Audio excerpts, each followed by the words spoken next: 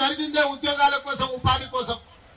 తెలంగాణ రాష్ట్రం ఏర్పడిన తర్వాత ప్రభుత్వంలో ఉన్న ఉద్యోగ ఖాళీలను భర్తీ చేయమని విద్యార్థులు, నిరుద్యోగ యువకులు గల్లీ నుంచి ఢిల్లీ వరకు కొట్లాడి, కానీ ఆనాడు అధికారంలో ఉన్న ముఖ్యమంత్రి అయిన కుమారుడు ఉద్యోగ నియామకాలు చేపట్టలేదు. ఎన్ని పోరాటాలు చేసినా, ఎంతమంది పిల్లలు కొట్లాడినా, ఎంతమంది పిల్లలు ప్రాణాలు ఇచ్చినా ఆనాడు అధికారంలో ఉన్న వాళ్లకు చెవికెక్కలేదు.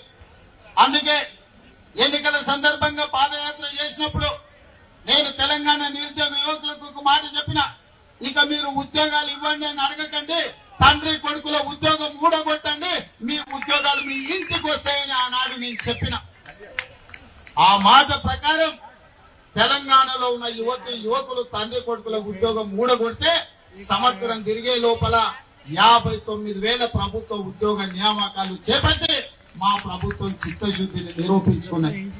మరి ఇవాళ మిత్రులారా, బలహీన వర్గాల కోరిక అసంబద్ధమైన కోరిక కాదు, బలహీన వర్గాల కోరిక సంబద్ధమైన కోరిక. ఈ రోజు మీది ధర్మమైన కోరిక. ఒక ధర్మమైన కోరిక నెరవేర్చడానికి ప్రభుత్వాలు ముందుకు రావాలి, బాధ్యత తీసుకోవాలి. కానీ భారతీయ జనతా పార్టీ ఈనాడందుకు సిద్ధంగా లేదు. వాళ్ళకి విధానపరమైన ఆలోచననే బలహీన వర్గాలకు వ్యతిరేకం. ఇంతకుముందు మిత్రుడు శ్రీనివాస్ గౌడ్ చెప్పిన అంశాలను నేను మళ్ళొకసారి చెప్పదలుచుకున్నా.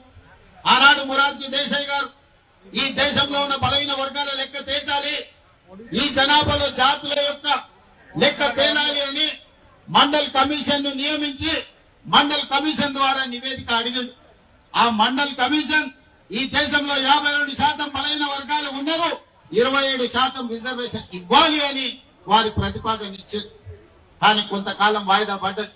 విపి సింగ్ గారు వచ్చిన తర్వాత ఈ మండల్ కమిషన్ ను దుమ్ము దులిపి దీన్ని అమలు చేసి మొదలు పెడితే ఆనాడు భారతీయ జనతా పార్టీ కుట్ర చేసి మండల్ కమిషన్ కు వ్యతిరేకంగా కమండల్ యాత్రను చేపట్టి ఈ దేశంలోనే మండల్ కు వ్యతిరేకంగా కమండల్ విధానాన్ని తీసుకొచ్చింది భారతీయ జనతా పార్టీ.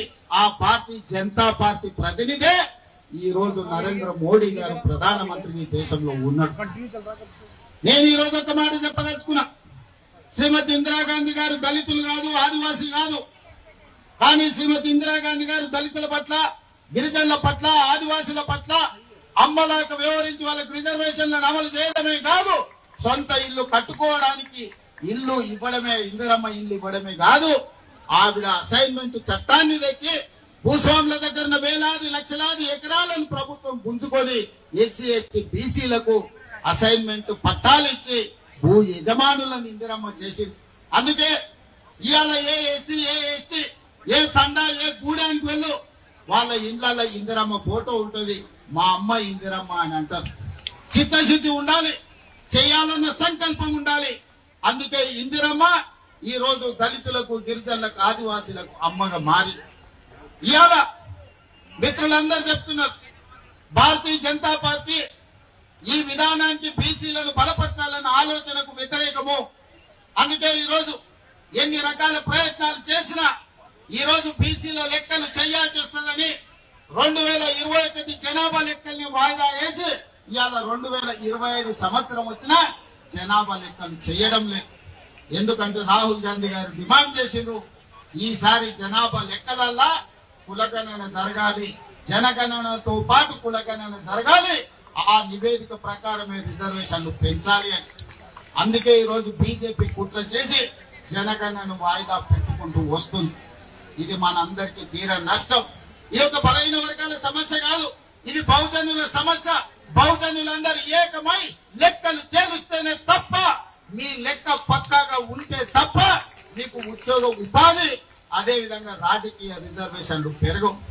అందుకే మిత్రులారా, మనం అక్కడ గల్లీ నుంచి సంఘాలతో మాట్లాడినాం, సంస్థలతో మాట్లాడినాం, ప్రజా ప్రతినిధులతో మాట్లాడినాం, ప్రభుత్వం చర్చలు చేసింది, నివేదికలు తెప్పించింది, జనగణనలో కులగణన చేసింది.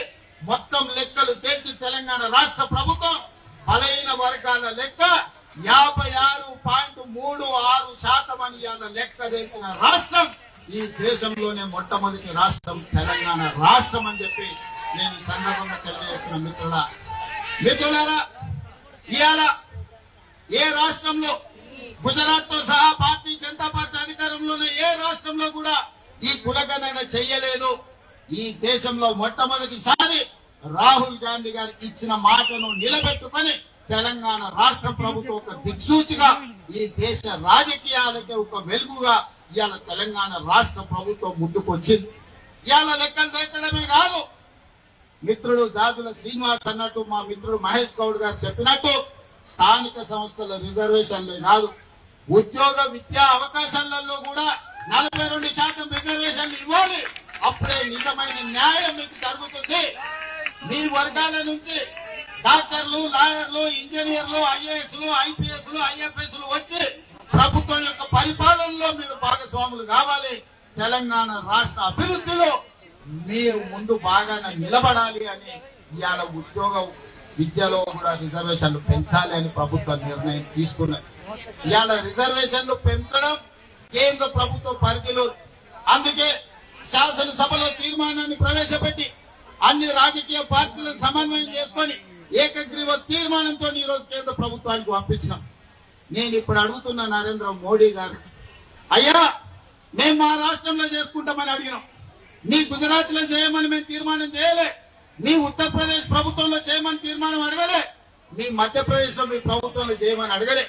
మా తెలంగాణలో మా 4 కోట్ల ప్రజలల్లా మా బలైన వర్గాల సోదరులకు 42% రిజర్వేషన్లు ఇస్తాం, మేము మాకు అనుమతి ఇవ్వండి అని మేము తీర్మానం చేస్తే నరేంద్ర మోడీ గారు మీకు వచ్చిన కష్టమేందని నేను అడుగుతున్నా. నీ గుజరాత్ లో గుంట భూమి అడగలే, నీ రిజర్వేషన్ లో 1% మేము అడగలే. మేము మా తెలంగాణలో మా పిల్లల చదువులకు, మా పిల్లల ఉద్యోగాలకు, మా సోదరుల రాజకీయ అవకాశాల కోసం ఇవాళ మేము 42% రిజర్వేషన్ ఇస్తామని మా ప్రజలు ఎన్నుకున్న శాసనసభలో ఇవాళ మేము తీర్మానం చేసినాం. నీకేం కష్టం వచ్చిందని నేను అడుగుతున్న మోడీ గారిని. నీ దాంట్లో భాగస్వామ్యం అడగలే, ఢిల్లీలో నీ కుర్చీ కూడా మేము అడగలే, ఎర్రకోట మీద మేము జెండా ఎగరేస్తామని చెప్పలే. మా దగ్గర మా బలైన వర్గాల లెక్క తేలింది, మా రిజర్వేషన్లు పెంచుకుంటాం, మాకు అనుమతి ఇవ్వండి మోడీ గారు మహాప్రభు అని అక్కడి నుంచి తీర్మానం పంపించినాం. ఆయన పలకలే. బండి సంజయ్ని కలిసిండు, ధర్మపురి అరవింద్ని కలిసిండు, కిషన్ రెడ్డిని కలిసిండు. మా పిల్లలు విజ్ఞప్తి చేసిరు, మా సోదరులు పోయి డిమాండ్ చేసి వాళ్ళు పలకలే, వాళ్ళు మళ్ళీ చూడలే. అందుకే ఇవాళ గల్లీలో ఉండి చెప్తే మీకు వినిపిస్తలేదు, అందుకే ఢిల్లీకి వచ్చి చెప్తాం, మోడీ గారు మీరు వినండి, జంతర్ మంతర్లు మా గొంతు వినిపిస్తున్నాం. ఇవాళ ఢిల్లీకి వచ్చినాం. ఆనాడు కురుక్షేత్రం సందర్భంగా ఒక మాట చెప్పిండు, ఆయనను పోయి రావలే హస్తినకు అని, ఆయనను పోయి రావలేను హస్తినకు అని యుద్ధానికి ముందు, కురుక్షేత్ర యుద్ధానికి ముందు పెద్దలు చెప్పారు. దాంట్లో భాగంగానే మా బలైన వర్గాల సోదరులతో కలిసి ఆయనను హస్తినకు వచ్చింది. ఈ రోజు ప్రధానమంత్రి గారు మీరు వినండి, మీరు మా గుండె సప్పుడు వినండి, మా ఆలోచనలు పంచుకోండి, మాకు అనుమతి ఇవ్వండి, అప్పుడు మీ గౌరవం ఉంటుంది. అదే తెలంగాణకు మీరు పిలిచి పార్టీలకు అతీతంగా 10 లక్షల మందితో బహిరంగ సభ ఏర్పాటు చేసి ప్రధానమంత్రిగా మిమ్మల్ని సన్మానించే బాధ్యత నేను తీసుకుంటా. మా రాష్ట్రంలో మాకు అనుమతి ఇవ్వండి, మేము సిద్ధంగా ఉన్నాం అమలు చేయడానికి. చట్టం అధికారం నీ చేతుల్లో ఉంది కదని మా మీద ఆధిపత్యం చెలాయించాలని ఆలోచన చేయకు. మా మీద ఆధిపత్యం చెలాయించాలనుకుంటే నిజాంలకు, రజాకర్లకు ఏ గతి పట్టిందో మీరు చూసారు. ఉమ్మడి రాష్ట్రంలో ఏం జరిగిందో మీరు చూసారు. తెలంగాణ రాష్ట్రంలో గడిల నుంచి పరిపాలన అందించాల్సిన వాళ్ళు ఇవాళ ఎక్కడున్నాడో చూసింది. ఇవాళ ఢిల్లీలో గద్దె మీద ఉన్నామని మీరు అనుకుంటున్నారు. రావాలి మళ్ళీ మా గల్లీలోకి, మీరు మీ వాళ్ళు మా గల్లీలోకి రావాలి. మీరు ఎప్పుడు ఢిల్లీలో ఉండరు, మళ్ళా రావాలి. మళ్ళా వచ్చినప్పుడు మా చేతికి దొరుకుతారు. మీరేం మర్చిపోవద్దు. మా బలైన వర్గాల సోదరులు చిన్న సాయం చేస్తే కూడా జీవితాంతం గుర్తుపెట్టుకునే జాతులు. ఆకలి మీద వస్తే బుక్కలు పువ్వ పెట్టినా, ఎండను వస్తే గిలాస మంచినీళ్ళు ఇచ్చినా మా బలైన వర్గాలు జీవితకాలం గుర్తుపెట్టుకునే జాతులు ఇది. ఈ జాతులకు అన్యాయం చేస్తే మర్చిపోతారని మీరు ఎట్లా అనుకుంటారు మోడీ గారు? మీరు ఏ జాతి అని మేము అడుగుతలేము, మా జాతులకు ఎందుకు అన్యాయం చేస్తారని మేము అడుగుతున్నాం. మేము మా జాతులకు న్యాయం చేస్తామని మేము ముందుకు వచ్చినప్పుడు మమ్మల్ని ఎందుకు అడ్డుకుంటున్నారని నేను అడుగుతున్నా ముఖ్యమంత్రిగా.